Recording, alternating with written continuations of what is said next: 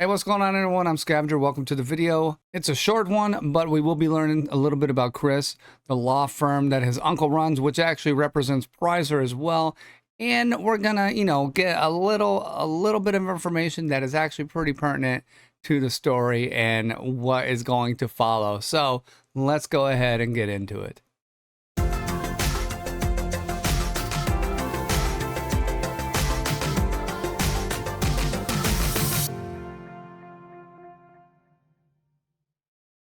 All right, we're at Roxbury Arms Apartments. This is 3 years ago from the date this game takes place.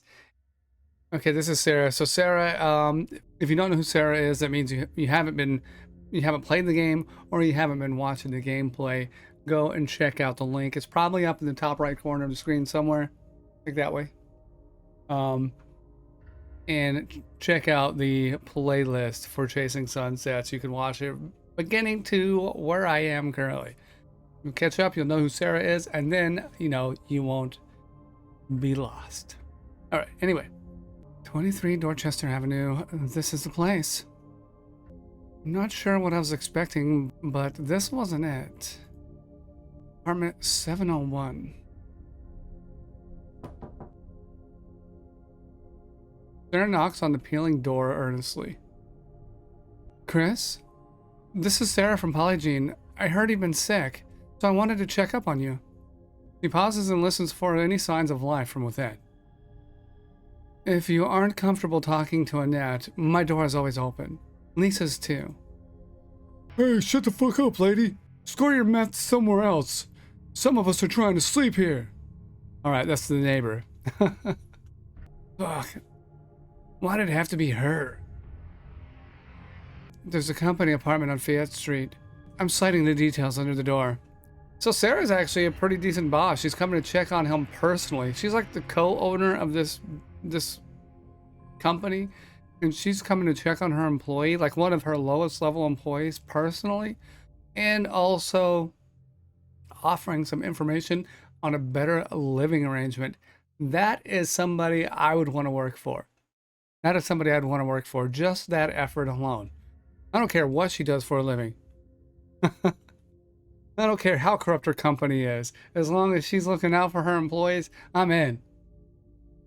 Alright, anyway. It's free if you need a place to stay for a while. No questions asked. We'd just like to know you're safe. Call that number if you need anything at all. Shit. If I'm on her radar, I've been made. There is no going back. No questions asked, though. Maybe I should stay just for a few days. He sighs heavily as Sarah's footsteps fade down the tenement hallway. An agitated note creeping into his uncle's voice snaps Christian back into the present. I don't know what kind of voice to give his uncle. I probably already played him before, but I'm trying to change things up. This case has bigger problems now. Possibly of the criminal variety. Criminal? As it pertains to a civil lawsuit? Things are getting real complicated. And Ground Zero is that shitty little island. Yeah. That's why Vince is there. He's an observer acting on the behalf of Prizer's interests. But why? The kids are just running errands for Worthwood. And the campus is a ghost town. The only one who seems to think things are getting complicated is the client. Sebastian looks uncomfortable and changes the subject. Okay, what's going on here? Let's all just stay in our lanes. Continue to babysit Polygene and document activity. Now, if there are no more questions, kindly give my nephew and I the room. Sebastian reviews some papers on his desk as the other two gentlemen grudgingly depart. How's the case prepping, Chris? How do you think? You set me up to fail. Instead of rebuking Christian, the older man just looks apprehensive. I'm beginning to think we all were. What's got your hackles up? Law isn't called the second oldest profession for nothing. Tell me, Chris, what's your take on Vince? Reminds me of Dad, the same monster inside, but with more self-control. Indeed, I believe Prizer is playing a side game, and I don't like it. The reporters who broke the story in our judge's text reached out to us for comment. That's what they're paid to do, just like we're paid to say no comment. Judge Bayer's ex-wife leaked them, and she turned up dead the next day. Okay, that's weird. That's crazy. Did we just get somebody killed? Oopsies. And you think this guy had something to do with it? He was there the day we briefed Roger on the leak, and she died the following day. So you think he's here to pull the same tricks with the lawsuit? At first I did, yes. But our client seems far more distracted by something else at the moment. Tell me about this new gal you saw the Campbell boy with. Seen her somewhere before. She doesn't carry herself like a scientist or a lawyer, though. She's a journalist, and Roger asked me to misplace any discovery with her name on it. I don't understand. How could she be relevant to discovery on this case at all? She features heavily in the files of Dr. Campbell's research partner, conveniently also deceased. Ooh, conveniently also deceased? Her research partner was Mallory's dad, right? And we think he committed suicide. However, are there other things at play here? A cover-up, if you will, made to look like a self-deletion? The plot thickens. Devin Chapman? Wasn't your first case for Prizer defending allegations he dabbled in eugenics?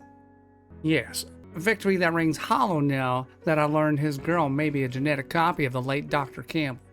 Now you see, a pregnant recall could cost billions, but unsanctioned research could end the company. Shit, so what's our play? For now, we play dumb and hope opposing counsel doesn't notice a few missing files. I don't know if Uncle Sebastian's a good guy or bad guy. He's a lawyer, right? But I don't know where he stands, really. Trying to figure that out. But I know he's a lawyer for the bad guy, I think. Right? Is he a lawyer for Prizer right now? I think he is. But we'll need to be ready to drop Prizer like a bad habit if this goes pear-shaped. Seb, how did it happen? How did what happen, son? How did Judge Bear's ex-wife die? Car accident, I think. You just focus on case prep. I'll forward those files to your burner account. Call me if Vince goes off the reservation. The screen goes black, leaving Christian with more questions than answers. Oh, he was on a I didn't know he was on a video call. I thought he was in the room. Fuck. Lost in thought, Christian doesn't notice one of his problems sitting quietly in the lobby. This is Vince. A wise man once said, sometimes the best decisions are the ones that are made for you. Cool story, bro. Maybe I'll get it framed. He looks like a hitman, like down in his little picture by his dialogue. That's Agent 47 right there. You don't like me from the get-go, which has me wondering how we got off on the wrong foot. Maybe it's just how I feel about everyone. Maybe. Hey, you worked for Miss Campbell before she died, am I right? You know I was there. Now, if you don't mind, I'd like to catch the ass end of happy hour. If memory serves, you weren't compromised at Polygene. You quit. Why is that, I wonder? Alright, Vince, why don't you just mind your own business? If I didn't know better, I'd say you developed a soft spot for your mark. Nah, that'd be as stupid as running the same playbook on 2 consecutive hits. Now that's a stab at Vince because he took out, we're assuming he took out Sarah and her husband and probably the judge's wife.